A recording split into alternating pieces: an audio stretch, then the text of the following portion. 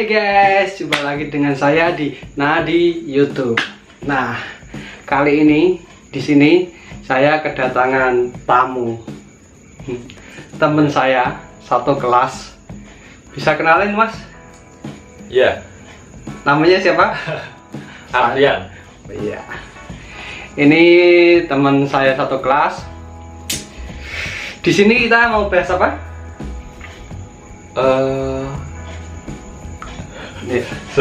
Sebelumnya saya mau tanya-tanya dulu kepada Mas Pian. Iya. Gini, ini kan Masnya sebagai mahasiswa yang sudah menyandang eskep. Apa itu eskep, Mas? Sarjana keperawatan, Mas. Alhamdulillah. Nah, bisa saya flashback dulu, Mas, untuk alasannya masuk kesehatan, lebihnya itu keperawatan apa ya? Ini gini ya, Mas. Iya, gini. Jadi dulu itu saya itu nggak ada maksud, nggak ada niat, nggak ada apa. Saya cuman ngikutin orang tua saja. Oh, pilihan. Ya, pilihan orang tua. Oke.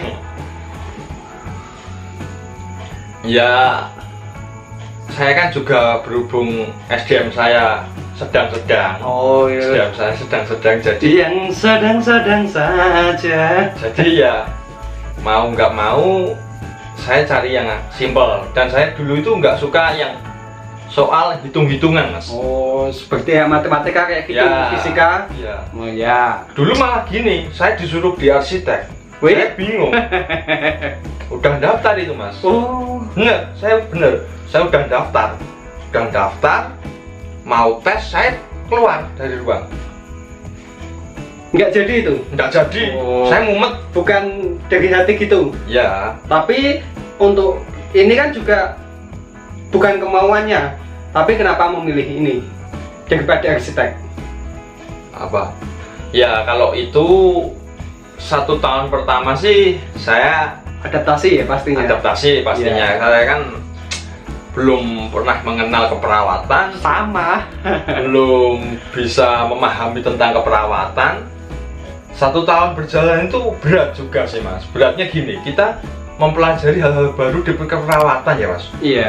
Masalah biologi atau apa, Anatomi, fisiologis dan sebagainya itu. Iya.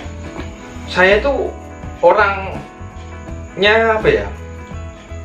Fobia sama darah. Oh. Itu berbanding terbalik gitu loh, Mas, sama. Tapi sampai saat ini setelah lulus eskep apa masih fobia? Enggak. Nah, itu salah satu yang bisa diambil hikmahnya. Iya, benar.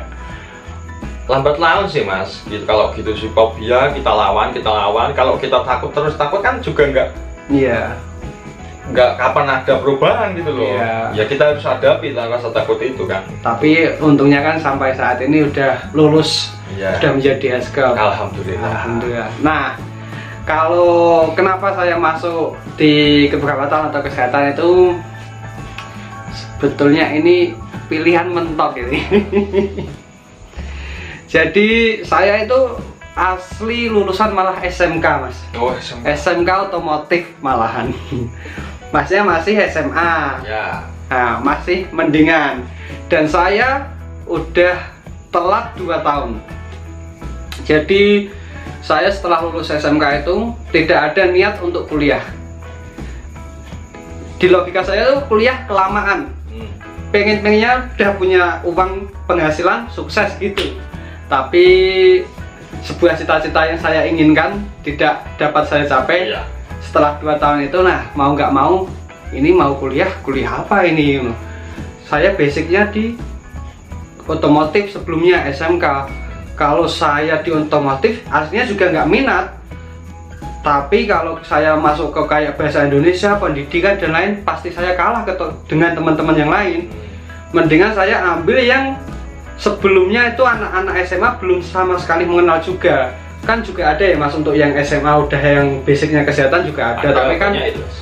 untuk yang di kesehatan lanjutnya itu juga nggak segitu banyak. Makanya saya memilih yang SMA umumnya belum pada mengenal. Jadi saat masuk sama-sama nol lah kita. Yes. Nah, mungkin untuk kesannya Masnya.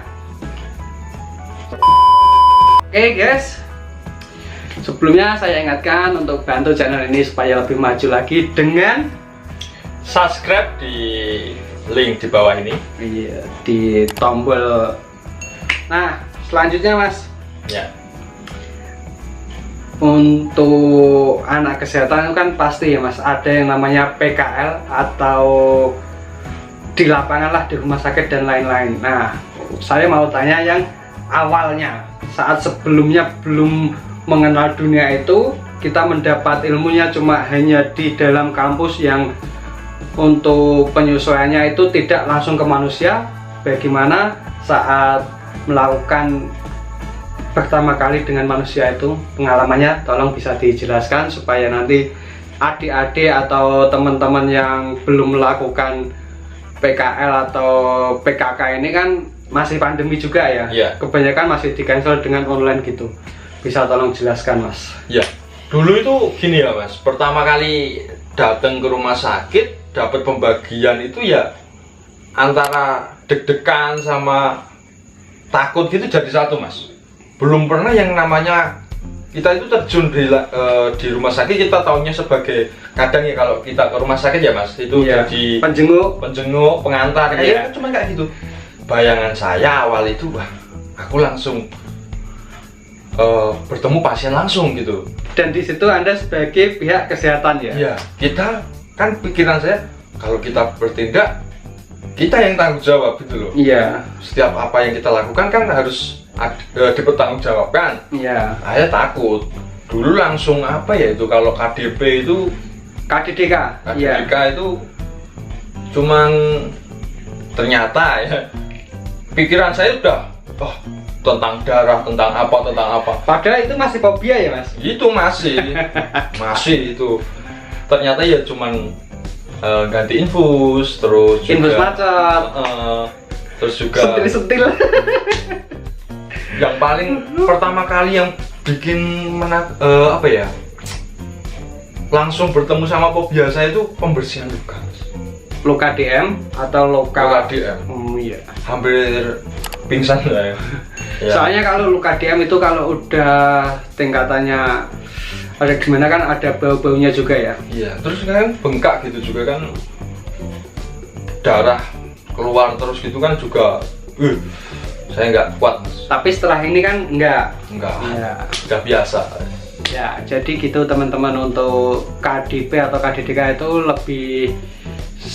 lebih spesifiknya kita di keperawatan dasarnya manusia, kayak pemenuhan, mandi, cuci, ganti bajunya kayak gitu. Tapi di situ untuk S1 sih kayak saya untuk memandikan pasien itu jujur saja saya KDK tuh saya malah tidak menemukan pasien itu Mas. Jadi untuk memandikan pasien saya malah tidak kebagian itu, padahal itu salah satu basic yang ditunjukkan di KDK. Iya. Nah, kemudian ini tanya apa lagi nih?